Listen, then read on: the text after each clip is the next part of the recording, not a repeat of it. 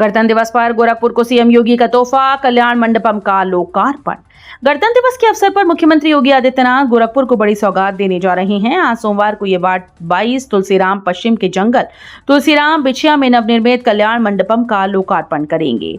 इस कल्याण मंडपम में जरूरतमंद परिवारों को मांगलिक अवसरों पर मैरिज हाउस जैसी सुविधाएं मिलेंगी। इसके साथ ही वार्ड नंबर 7 महादेव झारखंडी और वार्ड 2 बाबा राघव दास के सेमरा में करीब 2.5 करोड़ रुपए की लागत से बनने वाले कन्वेंशन सेंटर का शिलान्यास भी किया जाएगा। उपकार महानिदेशक ने गेहूं शोध परियोजना का किया निरीक्षण, किसानों को मिलेगी गर्मी से राहत। उत्तर प्रदेश कृषि अनुसंधान परिषद के महानिदेशक डॉक्टर संजय सिंह ने कृषि विश्वविद्यालय के शोध प्रक्षेत्र का दौरा किया।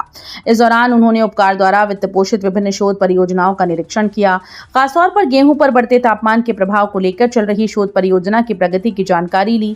परियोजनाओं के मुख्य अन्वेषक डॉक्टर आलोक कुमार सिंह से चर्चा करते हुए उन्होंने जलवायु परिवर्तन के कारण फसल उत्पादकता पर पड़ने वाले असर और उससे निपटने के उपायों पर जोर दिया। यूपीएचसी में शुरू होंगे पॉलीक्लिनिक, शहरी मरीजों को मिलेगी विशेष इलाज की सुविधा।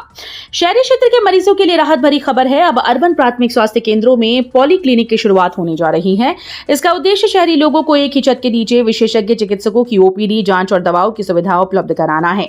स्वास्थ्य विभाग की ओर से इसके लिए निजी विशेषज्ञ डॉक्टर्स की नियुक्ति का प्रस्ताव जिलाधिकारी को भेजा गया था, जिसे मंजूरी मिल गई है। मानव संपदा पोर्टल पर संपत्ति विवरण न देने वाले पुलिसकर्मियों का वेतन रुकेगा। उत्तर प्रदेश पुलिस महकमे में सख्ती के संकेत मिल गए हैं। डीजीपी मुख्यालय ने निर्देश जारी करते हुए साफ कर दिया कि जो पुलिसकर्मी 31 जनवरी तक मानव संपदा पोर्टल पर अपनी चल अचल संपत्ति का पूरा विवरण अपलोड नहीं करेंगे, उनका जनवरी माह का वेतन रोक दिया जाएगा। विभाग के अनुसार अब तक करीब 42% पुलिसकर्मियों ने संपत्ति का ब्यौरा ऑनलाइन दर्ज नहीं किया। आदेश के बाद पुलिस विभाग में हड़कंप मचा हुआ है। केजीएमयू में लिवर प्रेशर माप की शुरुआत, गंभीर मरीजों के इलाज में क्रांतिकारी बदलाव। किंग जॉर्ज मेडिकल यूनिवर्सिटी ने लीवर रोगों के इलाज में एक बड़ी पहल की है। अब केजीएमयू में लिवर प्रेशर मापने की आधुनिक और वैज्ञानिक तकनीक शुरू की गई। इस प्रक्रिया से गंभीर लिवर मरीजों के इलाज को और अधिक सटीक बनाया जा सकेगा। नई तकनीक की मदद से अब दवाओं की डोज मरीज के लिवर प्रेशर के अनुसार तय होगी, जिससे इलाज अधिक प्रभावी और सुरक्षित होगा। 2027 से पहले सियासी संग्राम, भाजपा सपा कांग्रेस में गुटबाजी से संगठन में दरार। 2027 के विधानसभा चुनाव से पहले प्रदेश की राजनीति में अंदरूनी कलह खुलकर सामने आई। भाजपा, समाजवादी पार्टी और कांग्रेस तीनों ही दलों में आपसी खींचतान तेज हो गई। खुद को आगे साबित करने की होड़ में नेताओं ने गुट बना लिए। लोकसभा और विधानसभा टिकट को लेकर शुरू हुआ विवाद अब संगठन की जड़ों तक पहुंचता दिख रहा है। पंचायत व्यवस्था की रीढ़ बने पंचायत सहायक, आज गणतंत्र दिवस पर टॉप 10 को मिलेगा सम्मान। उत्तर प्रदेश में पंचायत व्यवस्था को सशक्त बनाने में अहम भूमिका निभा रहे पंचायत सहायकों को आज 26 जनवरी को सम्मानित किया जाएगा। पंचायतों की आय बढ़ाने में उत्कृष्ट कार्य करने वाले प्रदेश के टॉप 10 पंचायत सहायकों को गणतंत्र दिवस के अवसर पर पुरस्कार दिया जाएगा। पंचायत सहायक ग्राम सचिवालय में प्रशासनिक, वित्तीय और तकनीकी जिम्मेदारियां निभाते हैं। सरकारी योजनाओं की डेटा एंट्री, पंचायत रिकॉर्ड का रखरखाव, बैंकिंग सेवाएं, जनसेवा केंद्र का संचालन और ग्राम सभा से जुड़े कार्यों में उनका योगदान सराहनीय रहा है। यूपी में 39 बोतलबंद पानी के ब्रांड प्रतिबंधित, स्वास्थ्य के लिए पाए गए खतरनाक। उत्तर प्रदेश में खाद्य और औषधि प्रशासन विभाग ने बड़ी कार्रवाई करते हुए बोतल बंद पानी की 39 कंपनीज के उत्पादों पर प्रतिबंध लगा दिया है। इन ब्रांड के पानी की बिक्री और सप्लाई पर तत्काल रोक लगा दी गई। एफएसडी आयुक्त डॉक्टर रोशन जैकब के आदेश के अनुसार जांच में इन कंपनीज का पानी पीने योग्य नहीं पाया गया। विभाग का कहना है कि इस पानी के सेवन से लोगों के स्वास्थ्य पर गंभीर प्रतिकूल प्रभाव पड़ सकता है।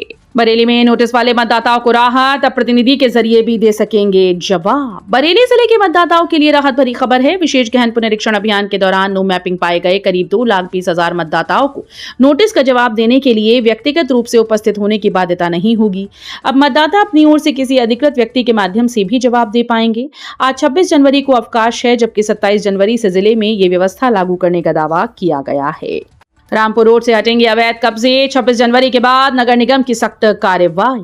बरेली में यातायात दबाव कम करने की दिशा में रामपुर रोड चौड़ीकरण की तैयारी तेज हो गई। नगर निगम की जमीन पर बने अवैध कब्जों को हटाने के लिए 26 जनवरी के बाद कार्रवाई शुरू की जाएगी। मिनी बाईपास से खलीलपुर रोड तक नापजोक पूरी कर अवैध निर्माणों पर लाल निशान लगाए जा चुके हैं।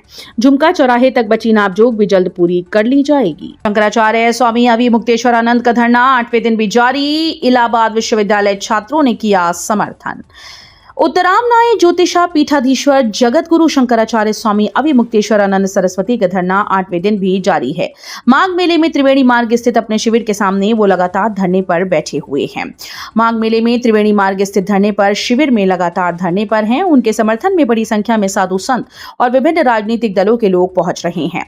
रविवार को इलाहाबाद विश्वविद्यालय के छात्र भी धरना स्थल पर पहुंचे और नारेबाजी की। छात्रों ने कहा कि शंकराचार्य का अपमान सनातन धर्म का अपमान है और बटुकों व सन्यासियों के साथ हुई घटना ने सभी धर्मावलंबियों को आहत किया। यूपी विकास के नए आयाम गढ़ रहा है। 2027 में फिर बनेगी भाजपा सरकार। मथुरा में भाजपा के नवनिर्वाचित राष्ट्रीय अध्यक्ष नितिन नवीन का जोरदार स्वागत किया गया। रविवार को वे अक्षय पात्र के मन की बात कार्यक्रम में शामिल हुए और बाद में बांके बिहारी मंदिर में पूजा अर्चना करेंगे। बाजना कट पर कार्यकर्ताओं ने उन्हें भारी संख्या में पहुंचकर सम्मानित किया। संबोधन के दौरान नितिन नवीन ने कहा कि उत्तर प्रदेश में विकास के नए आयाम स्थापित हो रहे हैं और भाजपा 2027 में फिर से सरकार बनाने के लिए पूरी तैयारी में है। यूजीसी 2026 नियमों पर भाजपा एमएलसी की आपत्ति। शिक्षा व्यवस्था में जातीय तनाव की चेतावनी। यूजीसी द्वारा 2026 के लिए प्रस्तावित नए नियमों पर सियासत और शिक्षा जगत में बहस तेज हो गई। भाजपा के विधान परिषद सदस्य देवेंद्र प्रताप सिंह ने यूजीसी को लिखी एक विस्तृत चिट्ठी में इन नियमों पर गंभीर आपत्ति जताई। उन्होंने चेतावनी दी है कि यदि नियमों को इसी रूप में लागू किया गया तो देश की शिक्षा व्यवस्था में भारी विघटन हो सकता है। यूपी के सभी स्कूल्स में महिला शौचालय अनिवार्य। 2 फरवरी तक रिपोर्ट और 8 मार्च तक पूरा काम। उत्तर प्रदेश सरकार ने सभी परिषदीय प्राथमिक, उच्च प्राथमिक और माध्यमिक स्कूल में महिला शौचालय की सुविधा अनिवार्य करने का निर्देश दिया। इसके लिए डेडलाइन तय कर दी गई और अंतर्राष्ट्रीय महिला दिवस से पहले ये काम पूरा होना है। अपर मुख्य सचिव बेसिक व माध्यमिक शिक्षा पाठ सारथी सेन शर्मा ने सभी जिलों की डीवीआई और बेसिक शिक्षा अधिकारियों को समय पर कार्य पूरा करने के निर्देश दिए। साथ ही शिक्षा विभाग ने ऑपरेशन कायाकल्प, निपुण मिशन, समग्र शिक्षा योजना और पीएम श्री जैसी योजनाओं को सभी स्कूल में लागू करने के लिए 2 फरवरी तक डीएम कमिश्नर से रिपोर्ट मांगी। एडेड स्कूल्स को छात्र संख्या के हिसाब से मिलेगी मदद, कमेटी करेगी सर्वे। उत्तर प्रदेश में जर्जर स्थिति में पड़े अशासकीय सहायता प्राप्त माध्यमिक स्कूल्स को अब छात्र संख्या के अनुसार वित्तीय मदद दी जाएगी। प्रोजेक्ट अलंकार के तहत नियमों में बदलाव कर मदद की राशि 25 लाख से लेकर 1.25 करोड़ रुपए तक तय की गई। अब तक 75 साल पुराने स्कूल को ही सहायता मिलती थी, लेकिन अब 14 अक्टूबर 1986 तक 40 वर्ष पुराने जर्जर विद्यालयों को भी मदद का लाभ मिलेगा। गोरक्षनगरी में पहली बार रामकथा सुनाएंगे राजन महाराज। 20,000 लोगों के बैठने की व्यवस्था। गुरु गोरक्षनाथ के नगर गोरखपुर में पहली बार कथावाचक राजन महाराज राम कथा सुनाने जा रहे हैं। 27 जनवरी से 4 फरवरी तक चंपा देवी पार्क में यह आयोजन होगा, जिसमें 20,000 लोगों के एक साथ बैठने की व्यवस्था की जाएगी। कथा से एक दिन पहले कलश यात्रा निकलेगी। आयोजनकर्ताओं ने बताया कि राम कथा सांस्कृतिक और नैतिक चेतना के पुनर्जागरण का सशक्त माध्यम होगी। छुट्टियों में फ्लाइट की मांग बढ़ी, किराया हुआ महंगा। 26 को बेंगलुरु मुंबई का किराया दुगना। कानपुर में लगातार 3 दिन की छुट्टियों के चलते हवाई यात्रा करने वालों की संख्या में बढ़ोतरी देखी गई। चकेरी एयरपोर्ट पर रविवार को सामान्य दिनों की तुलना में यात्रियों की भीड़ अधिक रही। इसके कारण फ्लाइट के किराए में उछाल आया।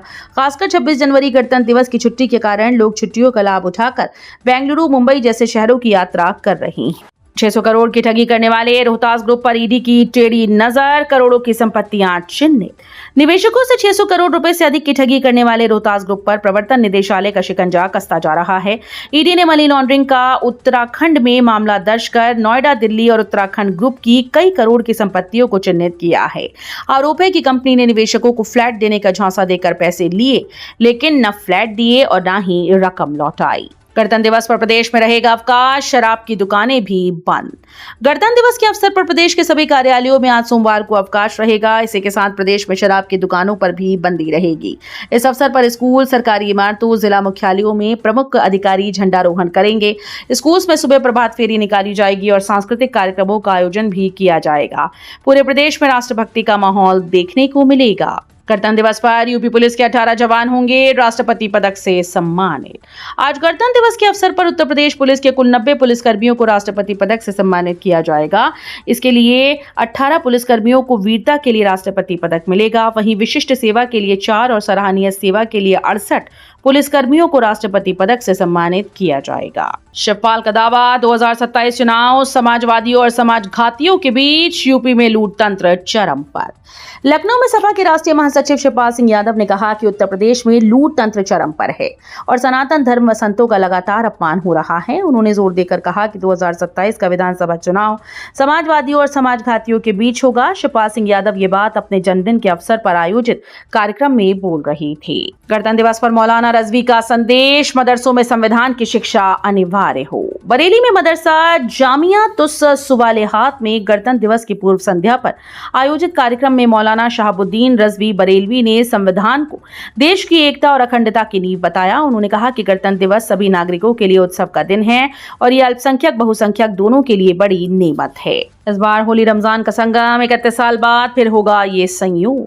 इस साल लगातार तीसरी बार होली का त्योहार रमजान के बीच मनाया जाएगा। बीर गुलाल के संग रमजान के पावन माह में खिलेंगे और ऐसा संगम 31 साल बाद फिर से होगा। 2026 के बाद अगली बार ये मौका 2057 में मिलेगा। इसका कारण है इस्लामिक कैलेंडर का 33 साल का मौसमी चक्र, जिसमें सर्दी, गर्मी और बरसात के मौसम बदलते रहते हैं। इस तरह 33 साल की अवधि में इस्लामिक त्योहार सभी मौसमों से होकर गुजरते हैं। बॉर्डर 2 में जाति सूचक भाषा का आरोप, निर्माता, निर्देशक व कलाकारों पर केस दर्ज करने की मांग। सनी देओल की फिल्म बॉर्डर 2 में जहां बॉक्स ऑफिस पर जबरदस्त ओपनिंग मारी, वहीं विवादों में भी घिरती नजर आ रही है। बहुजन जनता दल खोड़ावल के राष्ट्रीय अध्यक्ष अतुल खोड़ावल ने फिल्म में कथित जाति सूचक और अपमानजनक शब्दों के प्रयोग को लेकर निर्माता, निर्देशक और कलाकारों के खिलाफ रिपोर्ट दर्ज कराने की मांग की। परतापुर थाने में तहरीर देते हुए उन्होंने आरोप लगाया कि फिल्म में करीब 27 मिनट 37 सेकंड तक सैनिकों की बातचीत के दौरान आपत्तिजनक भाषा का इस्तेमाल हुआ, जिससे समाज की भावनाएं आहत हुई हैं। एम्स प्रशासन खुद वसूलेगा पार्किंग शुल्क, टेंडर हुआ निरस्त। अखिल भारतीय आयुर्विज्ञान संस्थान की पार्किंग स्टैंड का संचालन अब एम्स प्रशासन खुद करेगा। इसके लिए जारी टेंडर को निरस्त कर दिया गया है। बताया जा रहा है कि टेंडर की शर्तों में किसी व्यक्ति विशेष को लाभ पहुंचाने का आरोप था, जिसके बाद ये फैसला दिया गया। 28 जनवरी को 10 से 15 मिलीमीटर बारिश का अनुमान, फिर बढ़ेगी ठिठुरन और शीतलहर चलेगी। कानपुर में अगले 48 घंटे के बाद मौसम में तेज बदलाव होने वाला है। मौसम विभाग के मुताबिक 27 जनवरी की दोपहर से मौसम बदलना शुरू हो जाएगा और 28 जनवरी की दोपहर तक महानगर और आसपास के इलाकों में 10 से 15 मिलीमीटर बारिश हो सकती है।